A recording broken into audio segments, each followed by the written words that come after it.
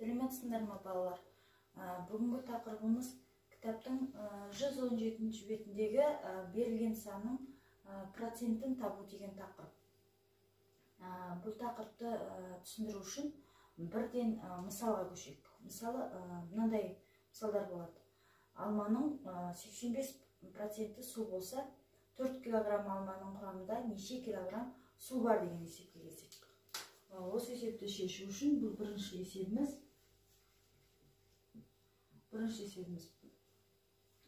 Бізде жаңағы алманың массасы бар. Масса және процент бар.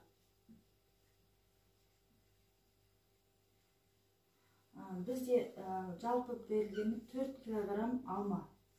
Ол 100%. Соның 85% су. Бізге сұрап тұр 4 килограмм алманың неше килограммы су деп. Бұл жерде сұрақ белгісі болады. Сәйкесінше. Мұндай есептерді шешу үшін берілген санды мынау процентке көбейту керекпіз. Мұндай есепті шешейік.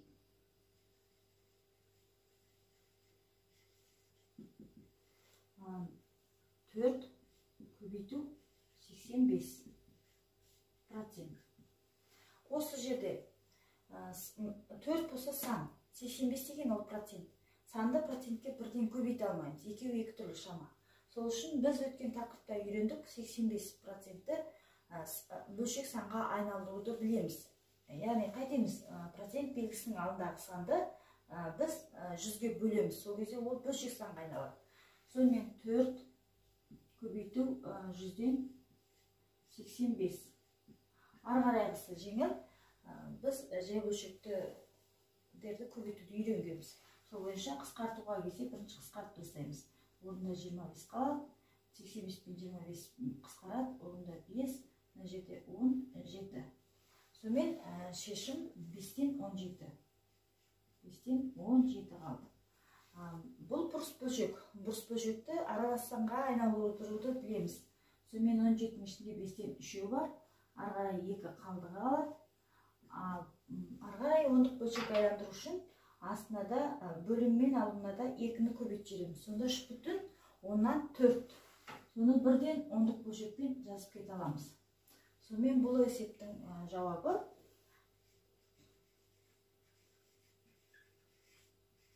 4 килограмм алманың құрамында 3,4 килограмм су бар. 3,4 килограмм су. Осылай есебімізді аяқтаймыз. Келесі екінші есеп. Екінші есеп кітап сөресіндегі 60 кітаптың 20% оқулық болса, осы кітап сөресінде неше оқулық бар деген есеп болса. Осы есепті шығару үшін барлық кітап сөредегі барлық кітап ол 100% құрайды. 100% ол 60 кітап. Сөреде барлығы 60 кітап тұр. Енді соның 20%, 100-дің 20% оқулық дейді. Ол оқулық. Бізге сұрап тұр оқулық нешеу деп. Бұл жердегі оқулық. Нешеу деп. Бұл да жаңағы бірінші есеп сияқты берілген санды процентке көбейтеміз. Сол кезде шешу. 60 көбейту 20%. 20% бөлшек санға айналдырып аламыз. Көбейту бірден 10-дық бөлшек айналдырып алсақ та болады. 0,2. Өйткені 20-ны 100-ге бөлсек 0,2 болады.